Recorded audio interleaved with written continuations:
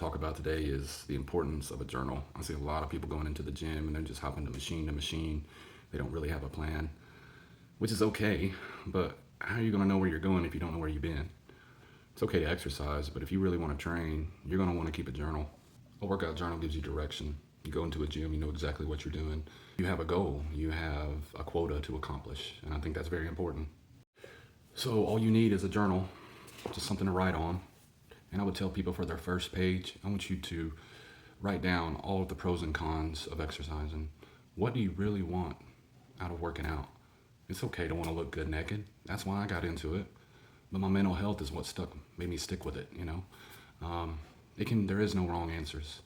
But I want you to write down every reason why you want to exercise, okay?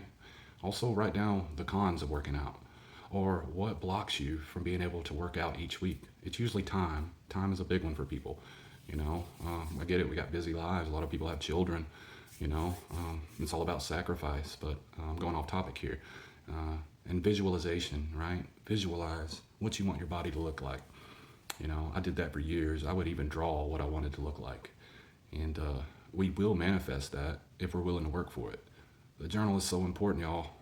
I usually keep a program for 4 to 6 weeks. If I'm still growing in one area, I'll keep that same exercise, but I like changing it up. That way I don't get bored. So here, I drew something simple. I probably got to invert it, I'm not sure. But look, over here, I go by legs, push, pull if I'm doing a full body, okay? So right up here, just write what you're doing. I like to start with the biggest muscles first. And then here, I'll put the exercise. I know my handwriting's like a kid.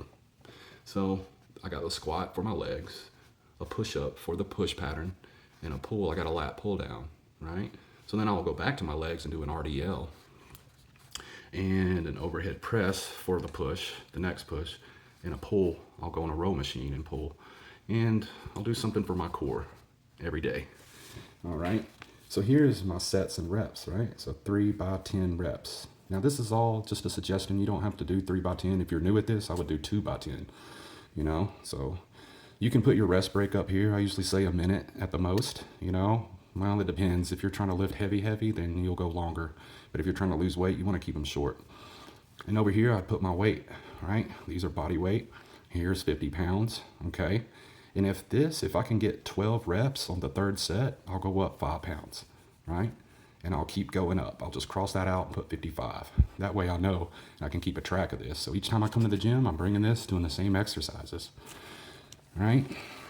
In about a month, I'll get bored with that one and I'll switch it up. Now you can find all kinds of different programs online.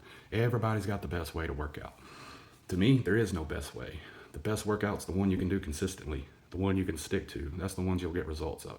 Your journal becomes your coach when you don't have one. It shows your progression, it shows where you've been, and it helps to know where you're going. You can message me if you got any questions about keeping a journal. But they are vital, I believe. You know, there's all kinds of apps out there now where you don't have to keep a journal. But for years, I've kept a pen and piece of paper. Now I don't. I use an app, of course. I actually pay for it. But the thing is, keeping a record of that is so important.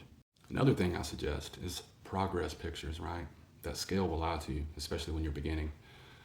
The scale will fluctuate. I've trained so many people to where they're eating the right things and working hard in the gym, and their clothes start fitting different, but that scale stays the same. And you know why? Because fat actually is bigger than muscle, right? Muscle's way more dense. So as you're building muscle and losing fat, that scale's gonna stay the same. So I'll show you some progress pictures of myself. This is just an example of how to take pictures, right? Just getting some shorts and pose in the same lighting if you can, and watch yourself change. I love this actually. It's better than watching that scale.